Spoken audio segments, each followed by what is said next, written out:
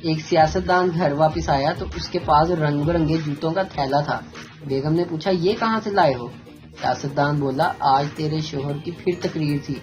بیوی کبھی کوئی تقریر عورتوں کے مجمع میں بھی کرے نا۔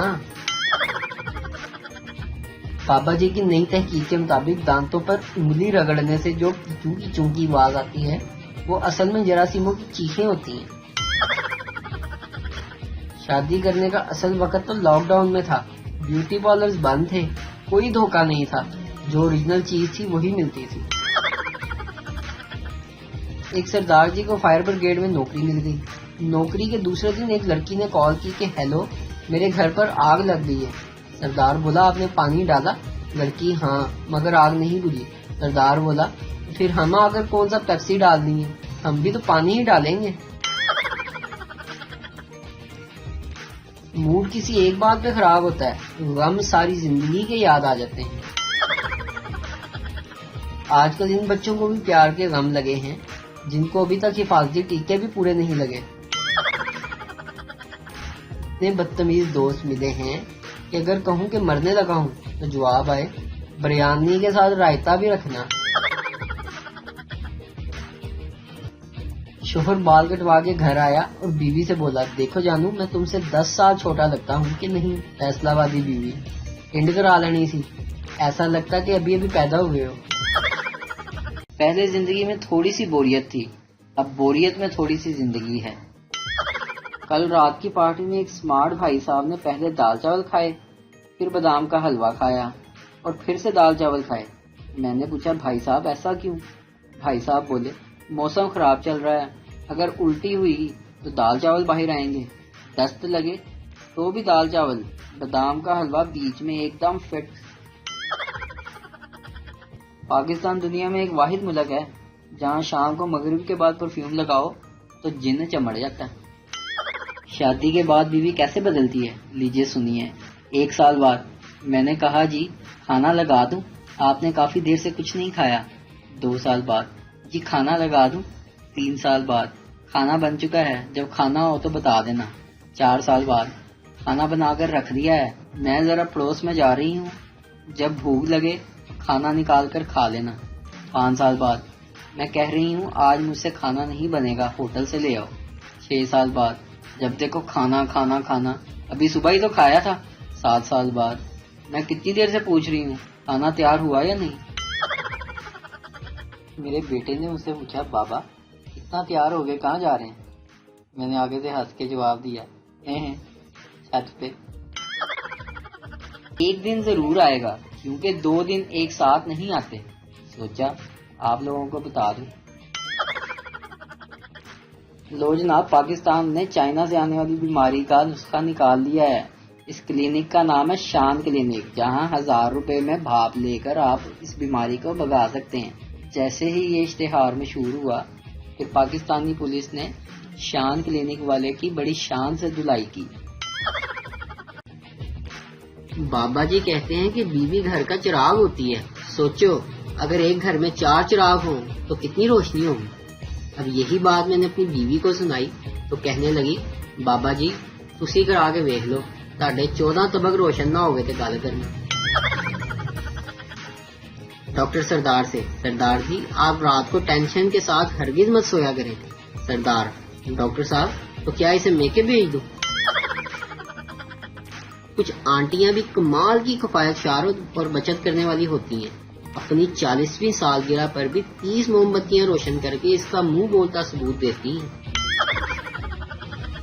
تاریخ گواہ ہے کہ جب بھی بہن بھائیوں کے ساتھ لوڈو کھیلی اس کا اختتام ایک دوسرے کو تھپڑ مارنے اور بال کھینچنے پر ہی ہوا، اور آخر میں امی کی طرف سے بلا تفریق و امتیاز سب کو جوتیاں بھی ماری گئی۔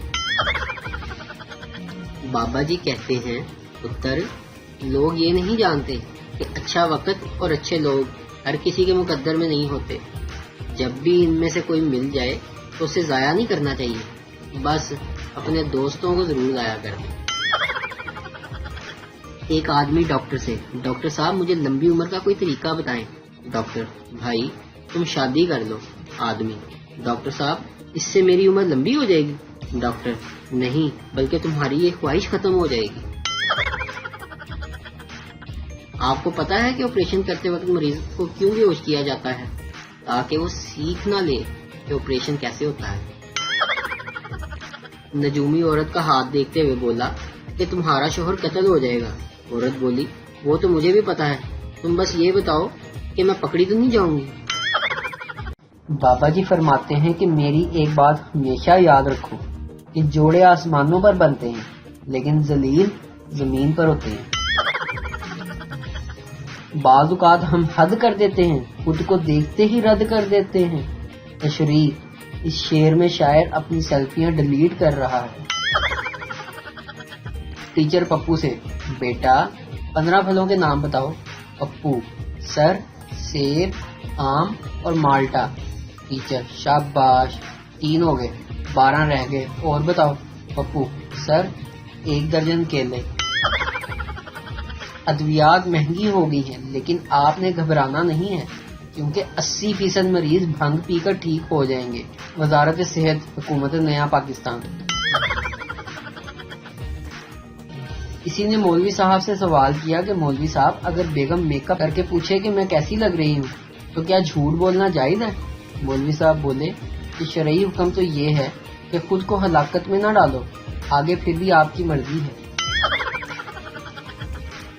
ایک گلاس ٹھنڈا پانی لیں اور اسے قریب بیٹھے ہوئے شخص پر ڈال دیں، وہ ٹھنڈا پانی اسے گرم کر دے گا اور وہ اٹھ کر آپ کو ٹھنڈا کر دے گا۔ زبیدہ آپا کا جان لیوا ٹوٹکا۔ ایک آدمی نے چائنیز لڑکی سے شادی کر لی لیکن 1 سال بعد ہی لڑکی مر گئی۔ وہ آدمی بہت رو رہا تھا۔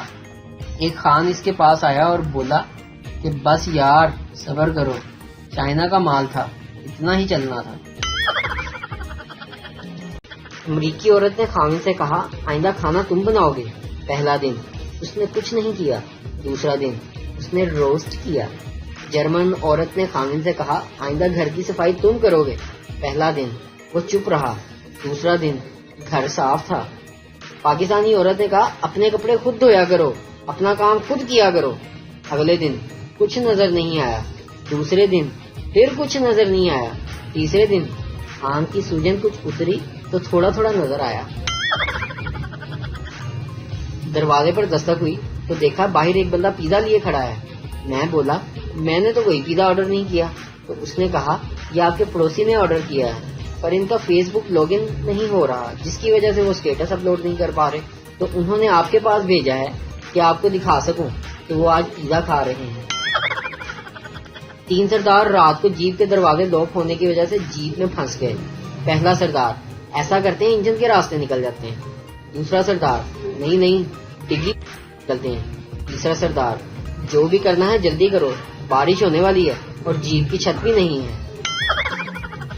ایک شیخ فلیٹ کی 30ویں منزل پر رہتا تھا۔ ایک دن اس کی بیوی کھانا پکا رہی تھی۔ اس نے خاوند سے کہا پلیز چھت پر کپڑے ڈال آئیں۔ شیخ 8ویں منزل کی چھت پر کپڑے ڈالتے ہوئے گر پڑا۔ گرتے ہوئے جب اپنی کھڑکی کے پاس پہنچا تو زور سے بولا شاہدہ میری روٹی نہ پکائیں۔ ایک سردار نے پریشر کوکر خریدا اور دوسرے دن ہی واپس کرنے آ گیا۔ دکاندار کیوں کیا ہوا؟ سردار یار گھر میں جوان بیٹیاں ہیں اور یہ سالہ سیٹیاں مار